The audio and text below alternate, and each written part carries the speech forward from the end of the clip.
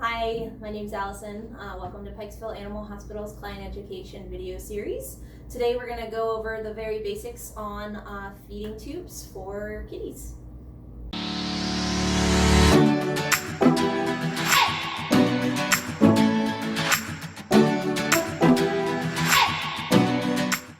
So we have our friend Asa here. Asa, as you can kind of see, has a feeding tube placed because we need to feed her. So we're going to start off with our feedings by grabbing a empty 3C syringe. We're gonna uncap here, right here. Sometimes it takes a little bit to come out. And we're gonna apply some suction on there to see if we get any stomach contents out. Looks like we are getting a little bit, but we're not getting so much.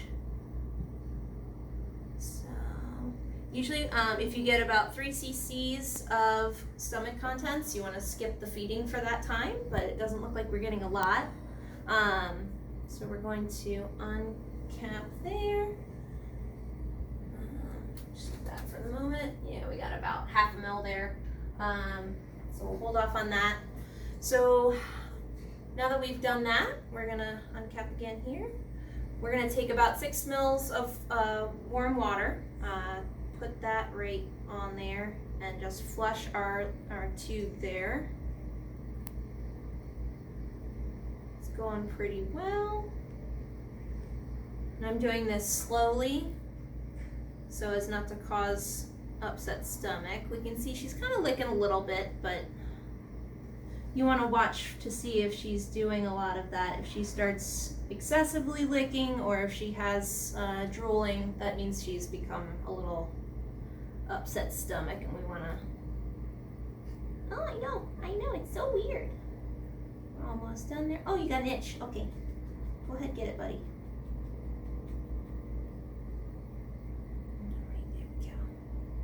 So that went in pretty easy. And if you get any resistance, you want to make sure you're flushing that nicely as well.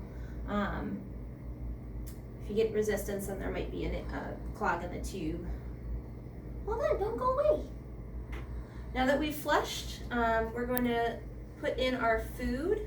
So your doctor will work out with you what kind of diet and daily requirement of food we need. To do that, and she's just going to scoot over here, so we're going to scoot around with her. There we go. And we'll kind of put this on here, and again we want to make sure we have this as a warm temperature. I'll go into more detail in a minute, but we have the warm temperature of this, about room temp. We just kind of start the feeding there and go slowly. Just go slowly feeding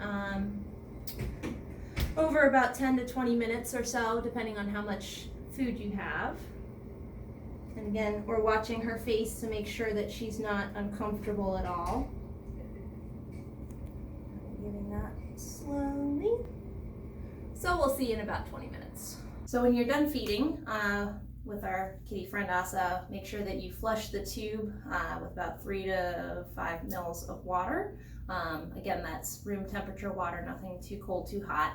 Just to make sure that tube is flushed through. We don't want to have any blockages. So before I told you we were going to get in a little bit more into the food warming situation. So I just have this syringe with the canned food that I have for her that was made up by the doctor.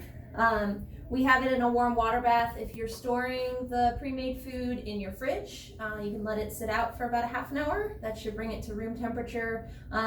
If you don't feel like waiting that long, you can always get some warm water and nest it in there. If you don't have this here, you can just use like nesting bowls or something like that. You just want to make sure that you're getting the food to room temperature or lukewarm, because that's how it's going to be most comfortable for your pet going into their stomach. So you don't want it too cold, you don't want it too hot.